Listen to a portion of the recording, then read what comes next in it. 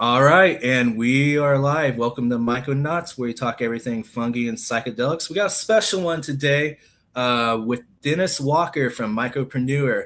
Um, a lot of you may know him just from the podcast and seeing him around at all the mushroom festivals and everything. I even watched a video of him last week at Sasha Shulgin's what would have been his centennial, and Dennis was there giving a talk. It's like you've been everywhere, man.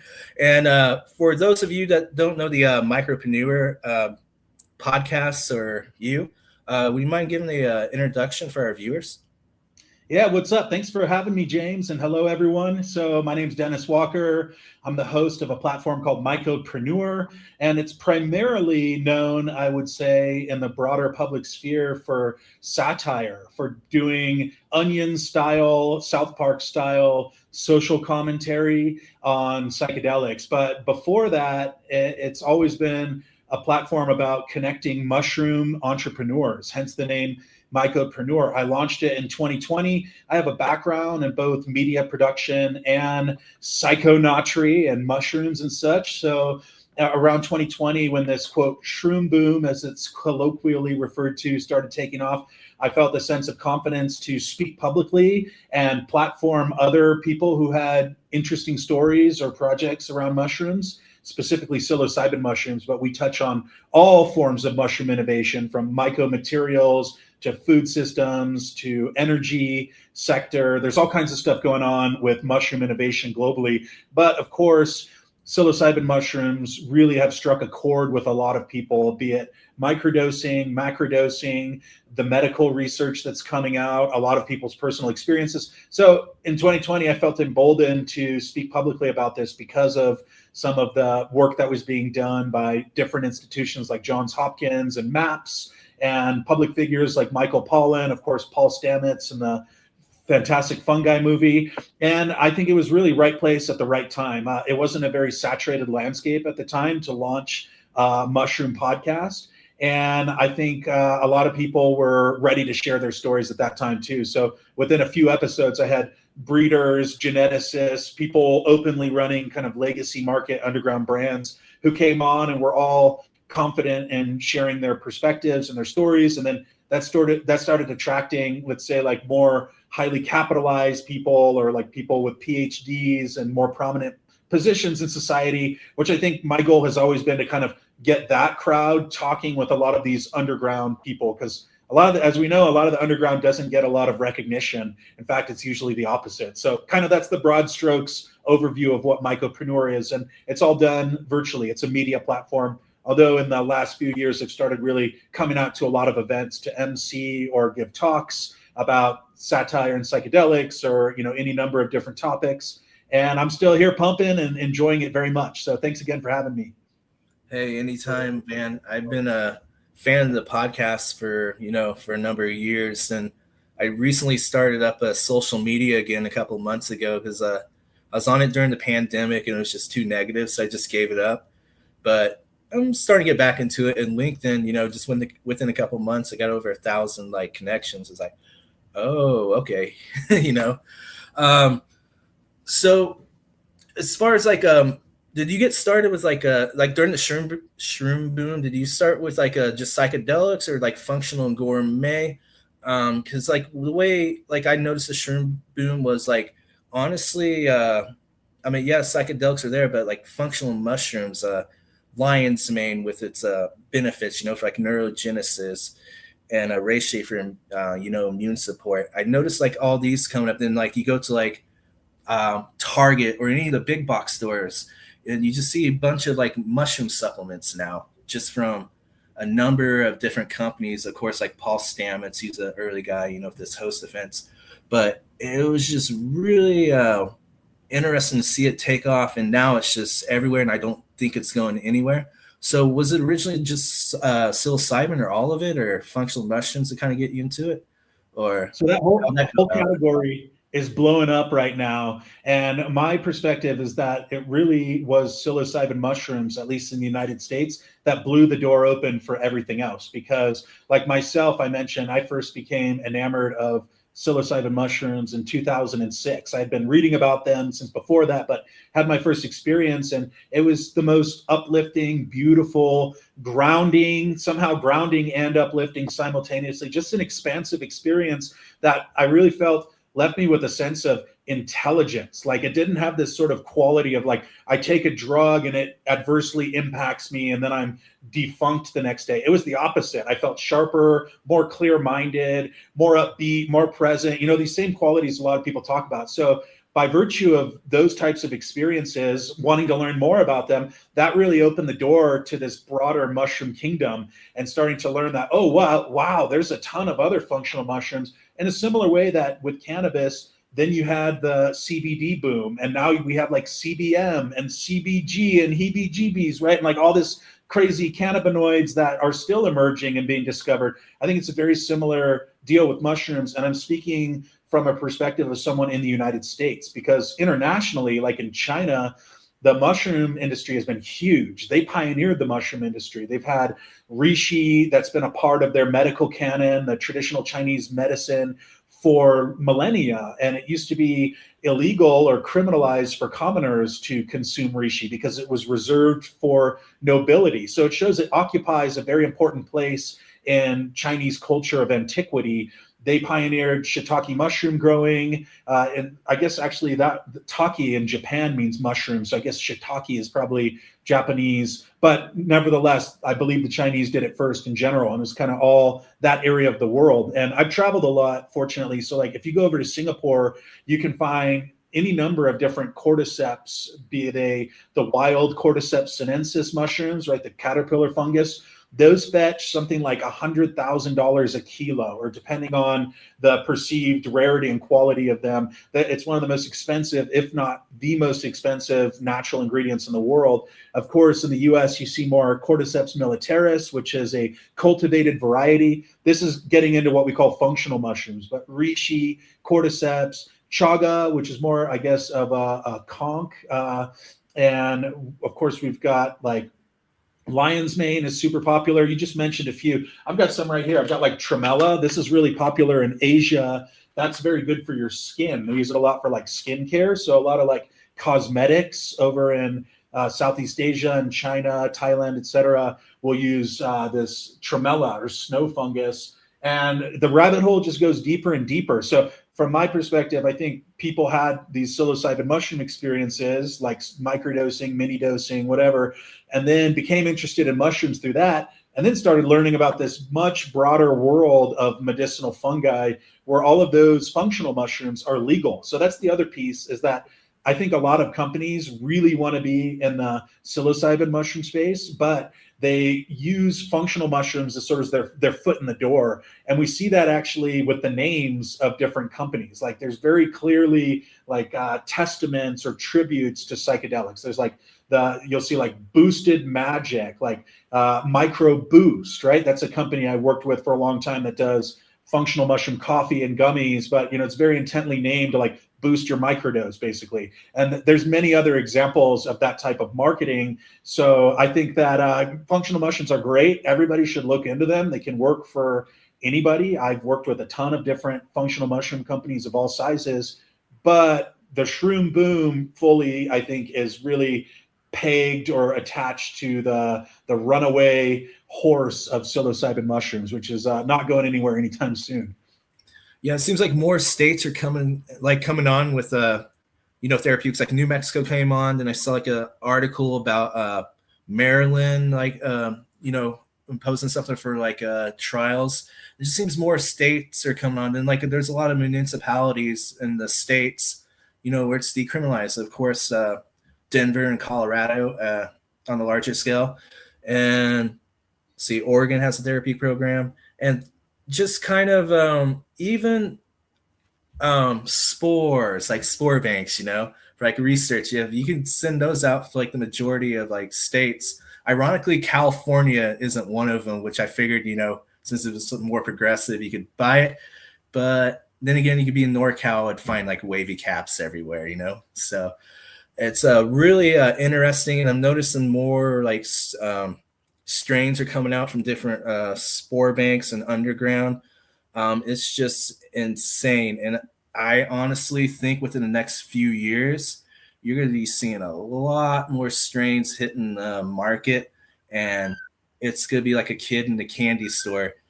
But I was just kind of like even thinking, since there's like a wide variety, will like different strains affect you differently? For example, an enigma has a way different effect than say a B positive, you know, and that's not even for like say like you take the same amount of like grams of mushrooms. Of course, like enigma is gonna have like a higher potency, but you would take like the same dosage, like based off of COA, and I noticed like there was like quite a bit of difference. Like an enigma, which you know mutation and tidal wave has like some penis envy in it, very visual and just interesting. It's like a B positive. You're like, and a golden teacher, just like, oh my god, everything's so beautiful, you know.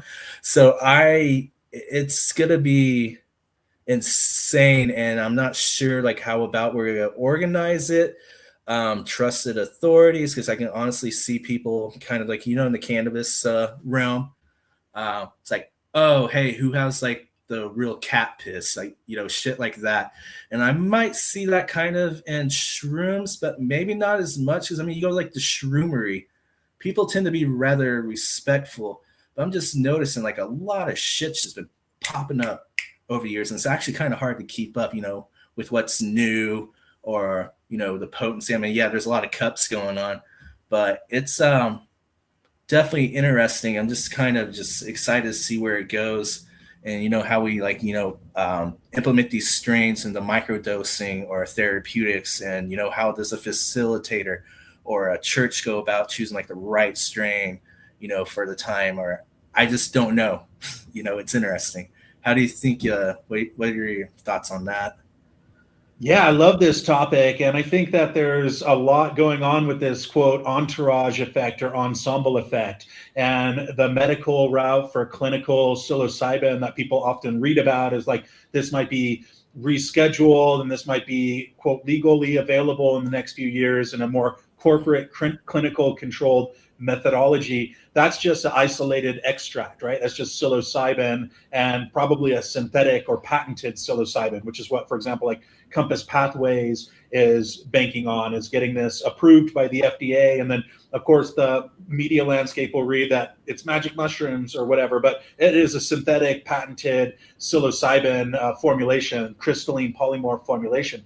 Well, what you're discussing is all of these different psilocybes and some more exotic mushrooms too, right? Like the paniolus and things like that. We're seeing a lot of these kind of wood lovers or exotics come out because people are literally traveling around the world and finding mushrooms at their source. Like TTBVI is one great example. That's tested higher for psilocybin content by far than any other mushroom so far. That was found under a tamarind tree in the British Virgin Islands, hence the name TTBVI. And that's an example of something that's just so extraordinarily potent, which don't quote me off this, but you can actually check out Triptomics. You can quote me on that. Triptomics, great lab out of Denver that I worked with, collaborated with for a number of years, that is testing all of these samples people send in, be they legacy market purveyors or people, hobbyists, collectors, researchers, the whole nine yards. And I want to say that one tested at like 8% or higher psilocybin, whereas like a golden teacher, yeah, it might be like 1.5%. So again, this brings into context some of the challenges with needing to accurately dose if people are wanting to let's say make a product or just consume these substances. You need to know that 3 grams of TTBVI is, or 3 grams of Enigma is wildly different than 3 grams of Golden Teacher. But then also there's all of these other minor alkaloids, which we really don't know much about. We know a few like names of them, like baeocystin, norbaeocystin, cystin, arugonacein, quite a few other ones. And then there's other things when you test a mushroom that it'll show like peaks on the test and they don't actually know what's going on there. So it does warrant a lot more study. And then I think a lot of those minor minor alkaloids and such do make a big difference. And this is something that's a subject of much scrutiny and debate as this kind of community industry research space moves forward. There's really a need to punch in on some of these unknowns and try to quantify, qualify, and standardize them. And there's a couple great initiatives doing that. Like I mentioned Triptomics. you can go on their website. It's tryptomics.com. Probably a bunch of people here hopefully know who they are already. And you can see open source data from different strains they've tested, from the different cups they've hosted, because they hosted the Colorado Psychedelic Cup, which I got to MC in 2024. So they've done like 3 of those, but they've got this aggregated data, and there's more people doing that now. Like, for example, another company I've become aware of is in recent years, man, I'm trying to track so many of the different companies off the top of my head right now. Give me a second. Rose City Labs and Rose City Labs is great. I'm thinking of Serenity. They're called Serenity Labs, and that's Serenity with an E instead of a Y. So Serenity Labs provides a bunch of different strains of mushrooms, and then they also have user or consumer feedback where people share their experiences, and the goal is to personalize this medicine for people, personalize the experience, so that, you know, if you got exactly what you were looking for out of a dose, well, what was it about that dose? Like, what was the exact qualifications and parameters, and how can we try to repeat that so that, you know, like, for example, I'm not trying to go have a big visionary, introspective, mind-expanding experience right now. I just want to get some giggles in and go to a concert and not take too much, right? Like, and that's a classic issue with both cannabis and with mushrooms, is like, let's say you're just getting into it. You might take what somebody takes a half gram, and you might take a half gram and have a completely different experience. So there's a lot of personal physiology involved there, but that's, I think, where the community is right now, is like really trying to drill down on what specific alkaloids, psilocybin content, type of mushroom, etc., will impart what type of experience, so that you can kind of pick and choose, hopefully, as at least the stated goal of a number of these different purveyors and researchers I've worked with. That's amazing, man. And to go back on the minor alkaloids, I kind of look at them as analogous to minor cannabinoids. And, you know, with like minor cannabinoids, we're now having like a number of breeders breeding for it, like CBG. That used to be in low amounts. And now there's some cultivars that are, you know, 14, 15% CBG.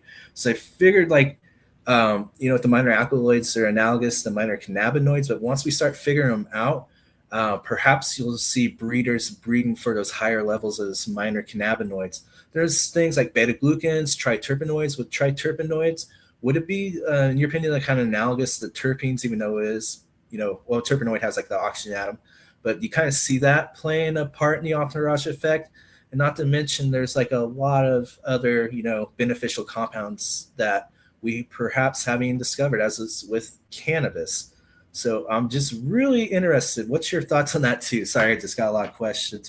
Yeah, that's what I'm here for. But here's where I'll probably really show where Mycopreneur has a lot of strengths, is that this is not particularly my area of focus, but what I do and what the platform is built for is to bring people who are exclusively or deeply studying and focusing on this exact type of question into a public forum where we can get their perspectives. And I do that every Thursday. So actually today I host the Mycopreneur Incubator, and it's every Thursday at 3 p.m. East Coast time US, 12 p.m. West Coast time. And we often have analytical chemists. And this is where you would bring this question up, or somebody who's growing would bring this question up, and they would say, well, this is what we've seen over the last 8 years of testing mushrooms every day, or of analytical data based on this pool size. And for example, I got to shout out Ian Bollinger, who is one of our resident chemists that is often at the incubators, and he would just light up right now, and we'd ask him his perspectives, and he'd ground it in real world data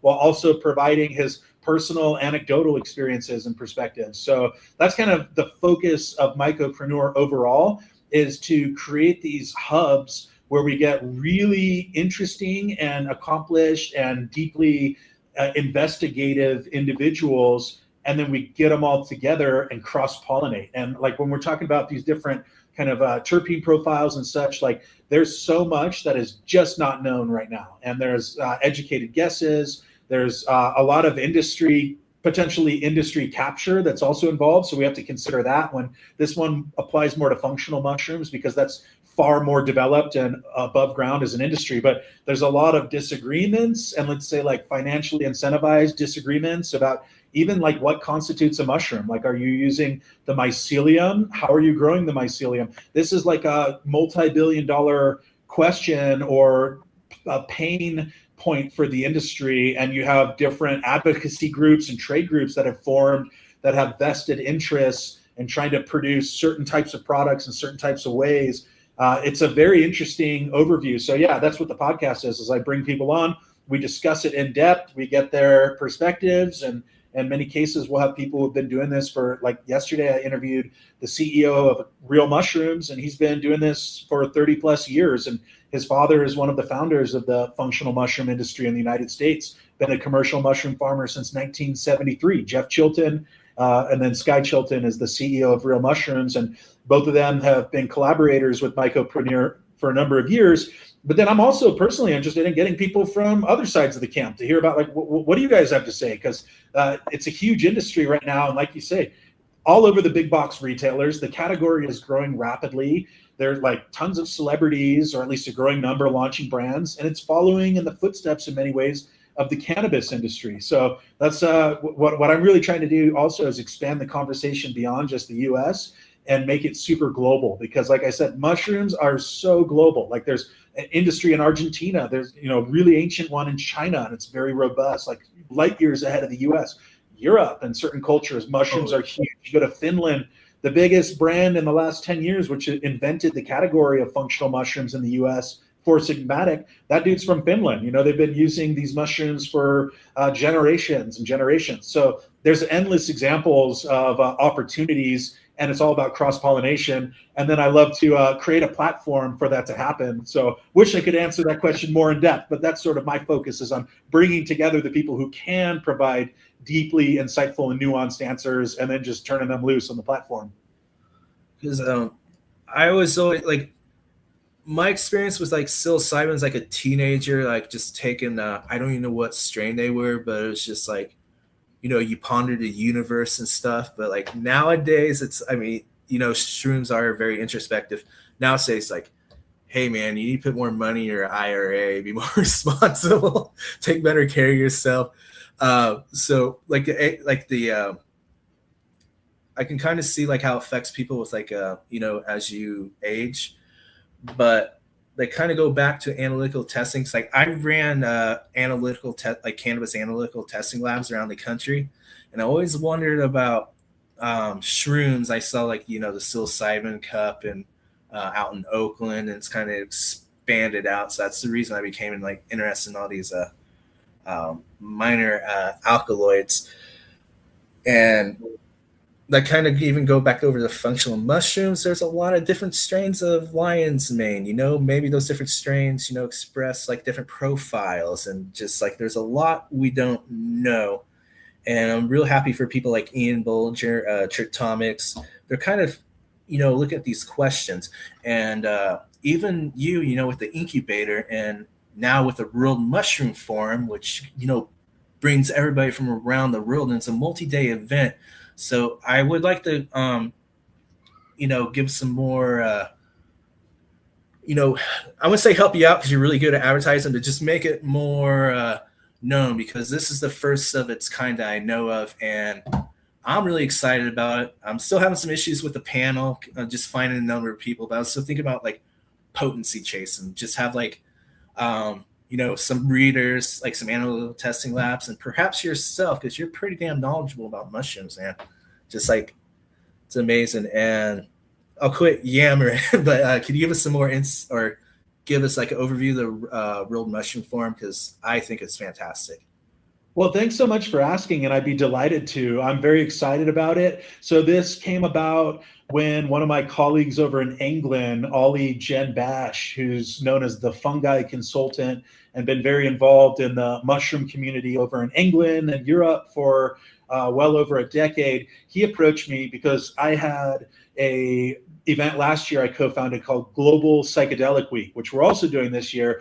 And that one had people from 100+ countries, kind of like I was saying earlier. There's just like people in South Africa, people in India, people in Kenya, who are all doing this same thing. And maybe the communities aren't as mature there. There's not as many mushroom advocates or researchers in rural Kenya as there are in Los Angeles. But we have the internet, right? So we have like, when you do these things like your podcast, this stream, and like Mycopreneur, you end up over time just like picking up people that you never would have probably met in person, because they're like, oh, I'm based in rural South Australia, and now we have this like opportunity to have a conversation. So Ollie hit me up. He's like, why don't we do World Mushroom Forum kind of in a similar vein to what you did with Global Psychedelic Week, because there's so many different people working on these same questions and problems and opportunities we're discussing here, related to psilocybin mushrooms, related to cultivation, related to analytical testing and potency, and then the whole functional mushroom kingdom. And then there's 100 other things going on, right? Like the people I know in Africa, they're not really necessarily interested in psilocybin mushrooms. They're trying to grow oyster mushrooms to feed their community during times of extreme economic scarcity and hardship. And so you just see these different use cases around the world. And then it's about, okay, well, how do we build a platform for bringing them together to discuss what's important to them and then cross-pollinate? And also, like, how do we bring in academics, people who are PhD'd up and they're focusing on these really intense molecular mycology issues or whatever? How do we put them in the same room with a dude over in Kenya who's got a solar powered mushroom farm because he got a grant from an NGO, and he's figured out how to do something out of sheer necessity and innovation that researchers at Occidental College in LA haven't been able to figure out? That's what really attracts me to this idea of like innovation and entrepreneurship, is that for a lot of people, it's out of necessity. It's like, I think it got bastardized in the US. I lived in San Francisco. I've been around the Silicon Valley boom and all that. It's turned into this like, how do we, create a technology that shaves 5 seconds off of a fast food line? And to me, that's far less interesting than like these people over in Uganda just were able to build a school and exported 500 tons of oyster mushrooms over the year. And because of that, they were able to put thousands of young girls through school. So it's about getting all those people in the same room. And when that happens, magic happens. Like, you meet someone, like we're having this talk today, we've never touched base before. And all of a sudden it's like, oh, this is a really cool, solid rapport. We have something to work with now. And I think that's what it's all about, is like building up your connections, be they mycelial connections if you're a mushroom, or building them up as a person here. So yeah, that's what World Mushroom Forum is. And we kind of intentionally haven't over promoted it, because I really believe in this maxim: if you build it, they will come, which I think is a quote from the movie Field of Dreams with Kevin Costner. But it's sort of been one of my mantras to be like, we live in an age where I think everybody's trying to promote something. So if you actually just like do something and kind of promote it in your network, and then you build it organically, that tends to travel a lot further. It's like word of mouth. So instead of like doing a huge press blitz around World Mushroom Forum, we just reached out to all the people in our network. And like, when I tell you that all we had to do was announce it, there was no info, there was no programming, nothing other than we're doing a World Mushroom Forum, and here's kind of a general overview of what we're trying to do. And immediately we just got hit up by so many different established brands, people, figures, people we know, people we don't know. And that was the goal. It's like, and then once you start building around that center of gravity, all of a sudden it's like people hitting us up. Hey, how can we sponsor this? Hey, yesterday I got a message from a professor at a major university who used to work for one of the big government agencies. He just cold DM'd me asking to be a part of it, and like sent me this insane project that he's working on, which I can't even talk about. So like, that's an example of like, you just build this center of gravity, or this funnel, to use a marketing term. And then it attracts people, because what I like to say is like, create a sense of loving FOMO, the fear of missing out. So like, if you're a mushroom entrepreneur or a brand or an advocate, and you see there's this thing going on and all these other brands and people are a part of it, you're like, hey, I want to know what that is. And I think that's the way that we're going to build this event out. And then also in collaboration with the community. So like, when we have our talks like this, just be like, what do you want to do? How do you want to do this? And we try to find a way, to the best of our ability, to make it fit. And then my goal, anytime I do something, is just like, just pull it off and do it, and use that as a template for the next time, right? I think people are really focused on like, I see this all the time with mushroom brands, by the way, people saying like, we have this goal to make $1 million a month. And then they fall drastically short of it. Or like, we're going to raise $500,000. And then they raise like $12,000. And I think it's great to have the pie in the sky view. But to me, what's more interesting is just to be like, we're going to do this thing, we're going to pull it off, and then we're going to use that as a scaffolding or stepping stone for doing it better the next time. And when you look at it like that, it's like, all right, well, I'm not stressing out about it, because I just want to have fun and build this thing out and see where it goes. I saw you posted on LinkedIn, and I immediately became interested because one, it's online, so it can, it's more accessible to everyone, and it's a multi-day event. I assume everything from functional mushrooms to building material to micro remediation, just cover like the whole spectrum of what fungi can do, and I think that's going to be appealing to a number of people. And like you said, if you build it, they will come. And maybe events like this will build a scaffolding. Then you can get like the people that can like raise the capital and kind of expand from there, because that's like what I'm thinking. It's picking up steam like cannabis did, and honestly, I think, well, at least it doesn't have the same stigma as cannabis did, because there are a lot of interest groups that are against cannabis, but I don't really see that with psychedelics, especially psilocybin. So I thought that gave me a lot of hope, but I just see it expanding like here on out, like here in 5 years. Who knows what's gonna happen? I think more states are gonna come on and more legislation's gonna happen. And psilocybin, it's the number one psychedelic out there, like by a wide margin. And the sky's the limit. And kind of go talk on the building material. NASA's using fungi to like build buildings, like to colonize Mars and stuff. And it's just the sky's the limit, Well, I'm so glad you brought that up because, again, I think the conversation often gets bottlenecked at like microdosing, psilocybin. That's a whole universe. That's really interesting. But there's so many novel applications for mushroom innovation, and like materials is a big one. You see these brands like Hermes and Lululemon and Adidas. Adidas, I guess is the correct pronunciation, investing in mycelium leather and materials. And then like talking about NASA, yeah, they're investing in R&D with like building moon bases or off-planet bases. Astromycology is a whole domain. Like that way, if you want to grow a habitat, you don't need to take all the wood and lumber and plastic and all this stuff up there. You can grow it. You can take spores up there. And this is what people overseas are doing too. Like in Namibia, I believe there's a company called Mycohab. I've had their lead mycologists at the incubator before, and they're building sustainable buildings and houses out of mycelium, which of course is the like root structure of the mushroom, or really actually the mushroom underground, the main organism is mycelium and the mushroom is the fruiting body, which is like the, I guess, final result there. But so you can do a lot with mycelium materials, and there have been companies like MycoWorks that have raised hundreds of millions of dollars. And I would say even beyond the sky's the limit, like the universe is the limit. Like there are actively kind of projects involved with like biofuels that are using fungi to create more sustainable energy sources. I've done an article for a platform called Myco Stories, which is a really brilliant, similar platform to Mycopreneur, but let's say they're a little bit more focused on like the tech R&D side and capital side than Mycopreneur is. And the article I wrote for them, one of several, was about how mushroom innovation can address most of, if not all of, the 27 Sustainable Development Goals by the United Nations, which is this framework with like over $4 trillion of capital committed to it.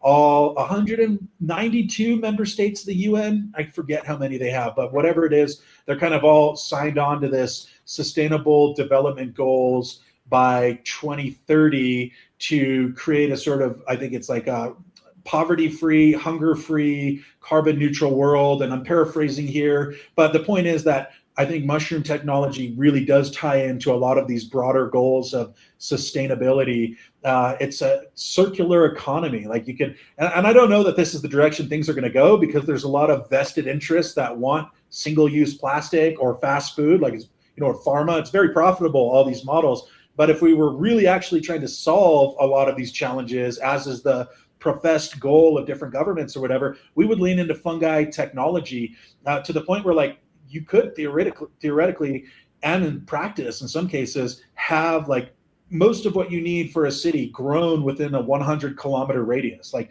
it's very easy to grow mushrooms as a food source. You can do it in your apartment. Very easy to grow psilocybin mushrooms. More and more people are getting into fungi materials. Like it's not, once you have the knowledge and a little bit of guidance, it's not very expensive to create a lot of these very interesting solutions. So this is kind of the whole premise of what the Mycopreneur platform is just kind of bringing to the forefront or publicizing a lot of this incredible innovation and work that's being done. And then the last bit I really want to mention, I always try to work in when I'm talking like this, is this idea, like you're saying, that psilocybin doesn't really have seemingly a lot of pushback or stigma in the way that cannabis does. And I don't think a lot of people have recognized, like from a policy or government level, that you cannot shut down psilocybin mushrooms because, for example, in the 60s with psychedelic research, people say, oh, we need to walk the line and play it straight and narrow, or else the psychedelic movement might get shut down. You could shut it down in the 60s because there were only a few labs making LSD or researching or whatever, but there was no knowledge of home cultivation of psilocybin mushrooms in the 60s. That didn't come along until the 70s, and even then it really didn't take off until like the late 90s or so, and really didn't take off until around 2020 and the shroom boom. And the fact is that this knowledge has been crowdsourced, it's been democratized, and anybody can do it. You can find the spores all over the place, be they ordered on the internet, which there's many sites, as you mentioned, they're fully legal under the loophole, you could call it, where it's like the spores themselves don't contain any scheduled compounds. So people do use them for research. That's what they're intended for at these sites. It's like for microscopy purposes only. That's a legitimate use. And there's lots of people that just nerd out on it and do the science. But then also you can find them in the wild all over the place. Like there's hundreds of strains of psilocybes around the world, and they don't require a lot of energy. Like you don't have to have a whole lighting rig. That's something with like underground cannabis. People see, oh, that's a expensive lighting bill there. They're using a lot of energy. You don't have that with mushrooms. They don't require water. You don't have like a water bill there. They don't require space. So essentially you could have someone in a college dorm room who's growing enough for the whole campus. If you extrapolate that out a couple of thousand, tens of thousands, hundreds of thousands of times, there are home cultivators all over the place. The best you can do at this point, I think, if you're like a regulator, is really seek to implement some kind of intelligible policy. I think that's where decriminalization comes in. You see that the sky's not falling in. People are doing this, and maybe it's actually turning them in to healthier versions of themselves. The older I get, the less I want to go burn everything down, and the more I want to go take care of my 401k or my IRA account, or launch another business. And I don't think that's a comment on like my inability to empathize with the challenges of the world, but I think that psilocybin mushrooms do potentially make people more intelligent and healthier, and they certainly can lean that way, and that's been my experience in my life. So why would we not incentivize and invest in that?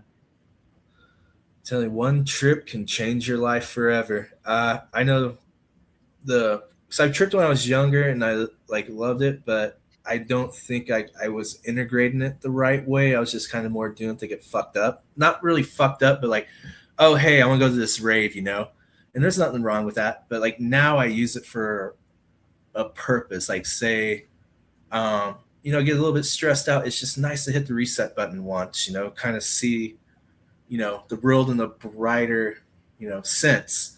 And I think like that can help a lot of people, make a lot of people, just happier, because I mean life's stressful, the world's stressful, we're all broke as shit. Tariffs are going on, gas prices are going high, social media, I think social media can be used for good, but it can get a little bit like wear you down a little bit, and we see like a lot of like negative posts or negative comments. You're just like, man, these people could sure use a trip. So as a society, like I could definitely see psilocybin just building a better tomorrow. I mean, it is not for everybody. I mean, of course, you have episodes of psychosis or schizophrenic. You should probably leave them alone. But then again, that goes for cannabis or alcohol even, and not to mention psilocybin, you can't OD on. Like you cannot OD down. It's like the safest, safer than cannabis even, There's no known LD, right? I believe so. There's no known LD. Yeah, I don't disagree with anything you just said. And I do think it's important for people to recognize if it's not for you. And that's where I think low doses are probably the best move. Because, like, for example, I've had friends or people in my family and community who have tried it and, like, they literally have no interest in it whatsoever. And I think that's totally legitimate and cool. And I think there's people who are going to take to it like a fish to water and say, oh, this is for me. But also, I think that aligns with some of these other personality tendencies. Like, not everybody's cut out to be an entrepreneur. Entrepreneurship kind of sucks, you know, like that. I mean, it's beautiful in a lot of ways, but like people romanticize it. And I think the same happens with tripping. Like, there's this romanticization where maybe you have a great experience, but like, damn, sometimes it's hard to come back and try to get your footing in reality. And that is a very real concern. It's like people sort of floating away or untethering themselves from their social mores or from reality. And I've experienced that. I think a lot of people who got into psychedelics have, where they're like, you know, I want to live in this alternate dimension or timeline, but I still have to figure out how to make some money and exist in this world. And so I think like low doses are really nice for uniting those two, to be like, maybe you can get a lot of benefits from a subtle dose, and it's not going to make you want to quit your job and move towns and change your name or whatever, because like that's a liability. Like, you do a big heavy trip, and maybe that's the right move for you, honestly. Like, maybe it is the right move for you to change your name and move towns and all that. But like, that's the territory you can potentially get into when you take a big dose. I got lucky because I was young. So I was, you know, already at a place where I was stable. I didn't have to think about work. I didn't have to think about like my family. Like, now I have my wife and my kid and things like that. Like, it's totally different ball game now. But I think, you know, I'm not encouraging people to do this necessarily at a young age, but I do think when you're a little bit younger, you know, college might be a good time to like, you're already sort of on that, who am I? What am I doing here? And I think that's a great time to have this sort of like rite of passage, visionary experience. And maybe the time is when you're 55. Like, you know, a lot of people come to this stuff like post-divorce, or like maybe they had like a horrible medical incident. You know, there's a lot of stories like that. But I think the point is, for me, not to romanticize it, to make it to be like everybody should just do this recreationally all the time. It's like, oh, that might actually incur some adverse experiences and difficulty processing your place in the world, because the world is pretty messed up, dude. It's pretty like you just named some of the things going on. It's stressful. This might actually compound that. So I just say, like, be educated, kind of know what you're getting into, start low, go slow. Like, if you take a small dose of mushrooms and let's say if a golden teacher, maybe like a 0.3 or a 0.5, you're going to dip your toes in, and the odds of you having any kind of like an adverse experience are so low at that point, right? And then figure out, like, for me, when I first had a 1.7 gram dose when I was 17, it was perfect, because like I got the effects, the experience. I felt totally composed the whole time. You know, everything was smooth. And then after that, I was able to titrate up a little bit and be like, okay, what's 2 grams like, right?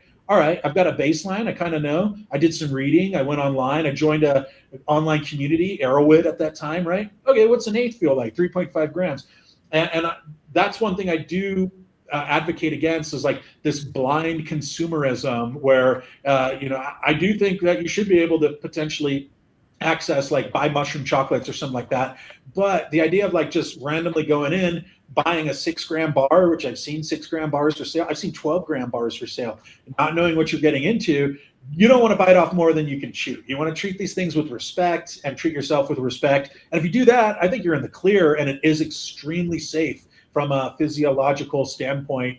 And if your psychology, you can finesse that a little bit. Like, you can talk to a therapist, you know, you can be with good friends. Like, it's just such a deep rabbit hole. And right now, I don't know if the nuance gets presented. You know, it's usually either hot or cold when people promote it. It's either they're super into psychedelics and everyone should do these, or the old prohibitionist rhetoric of like, oh, don't take this, it's gonna maybe make you go insane. And we're seeing less of that. But that was the dominant narrative for decades during the Just Say No era. And a lot of our parents or grandparents might still have some of that social conditioning where, you know, they're afraid to take it. I've had a dear friend who's in her 60s now that I've known for most of my life say she's interested. Actually, she's taken it since then. But at the time, she really wants to try it, but she's afraid she'd be the one who jumped off the building. You know, that's a really hard thought in the back of your head to overcome if you're trying something new and big or whatever. So, yeah, I mean, and then I always offer the qualifier that, like, I'm mostly here to explore these questions. I don't like lead trips, I don't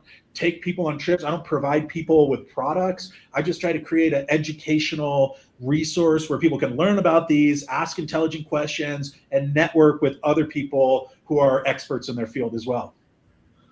Oh yeah, because that is one thing I noticed about psychedelics is the education isn't quite up to par with, say, something like cannabis.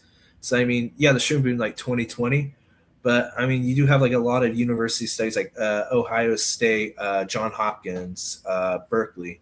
They're doing stuff like that. So like the education part, I think will always expand, and I think people will be more open to it, but it is not for everybody. And if you're introducing like a person new to it, like don't give them like, oh, hey, here's 7 grams of tidal wave. It'll be like, say like you give somebody like when they try alcohol for the first time, like, oh, hey, here's a bottle of Everclear, have fun. Exactly. Yeah. And I also want to give a heads up. I have to dip in about 10 minutes. So, but I have 10 minutes left.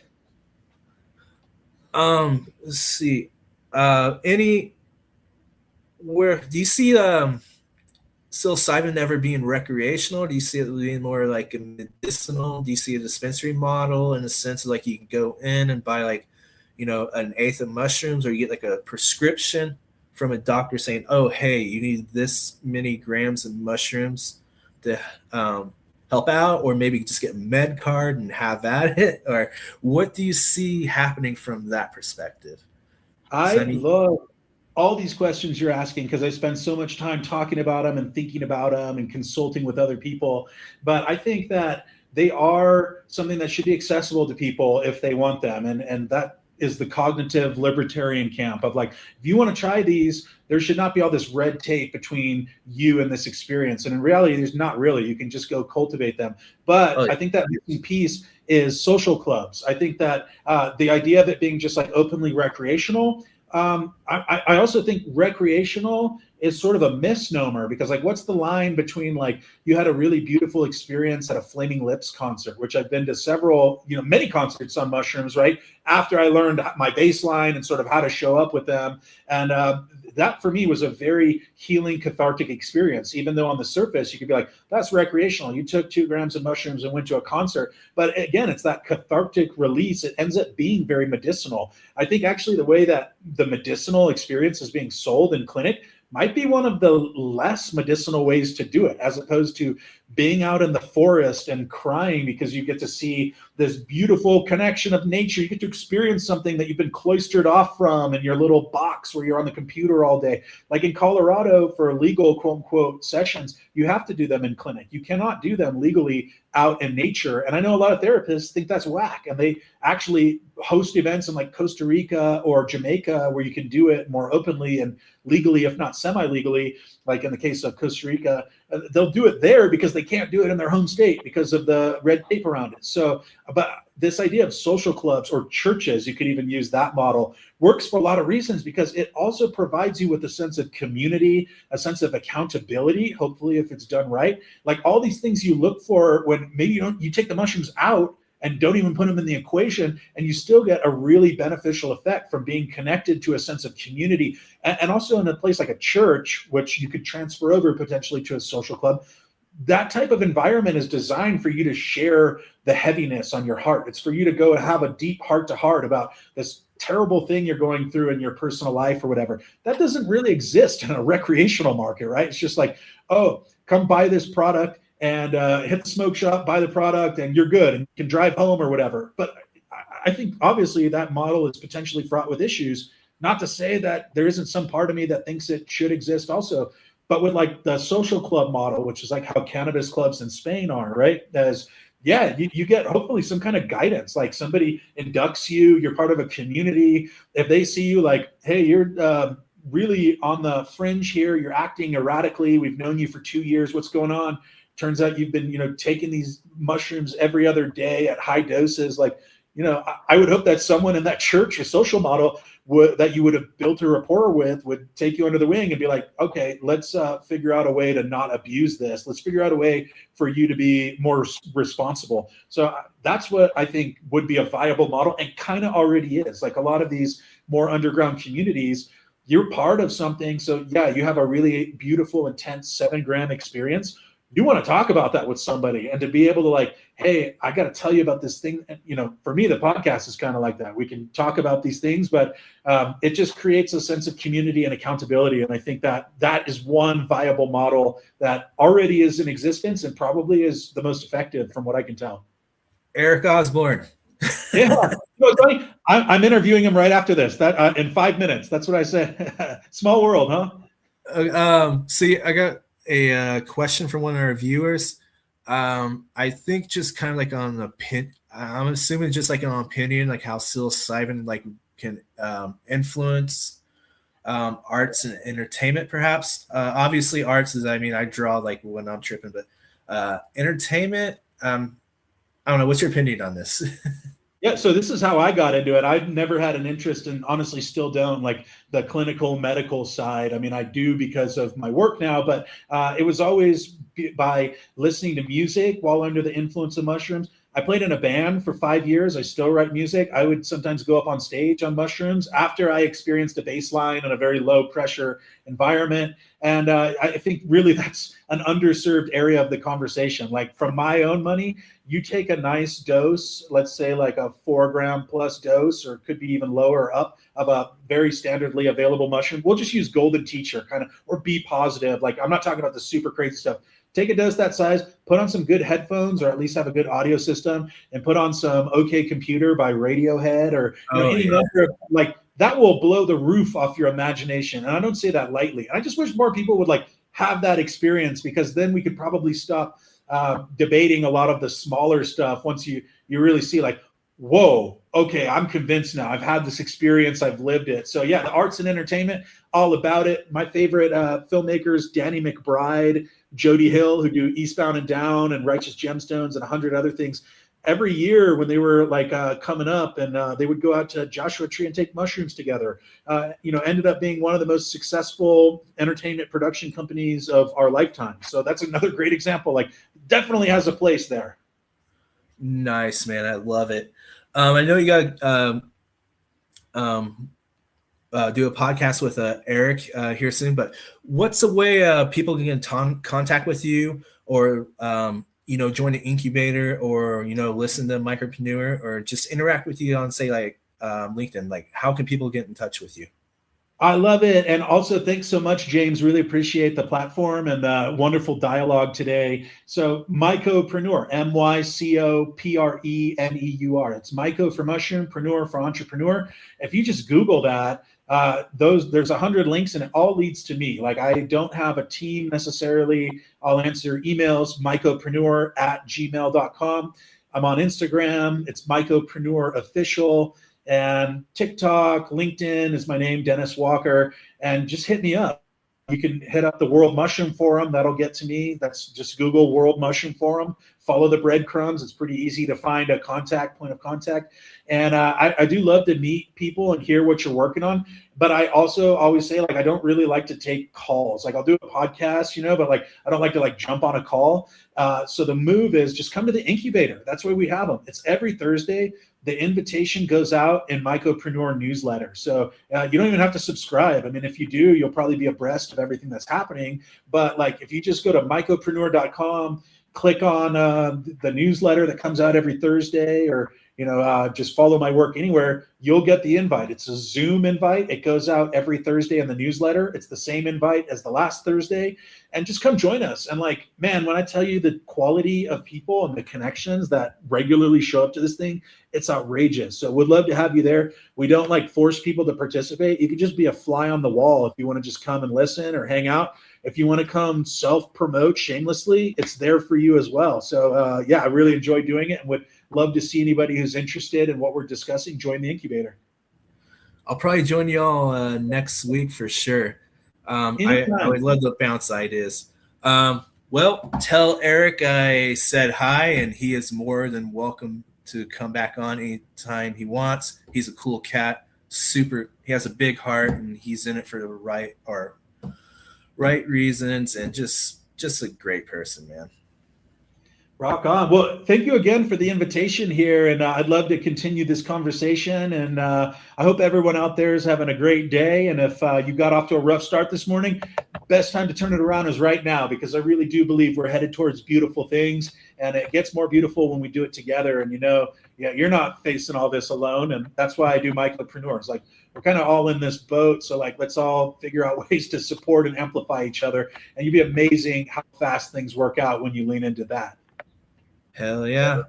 And with that, much love, y'all. Thank you again, Dennis. Peace out, James. Thanks, everybody.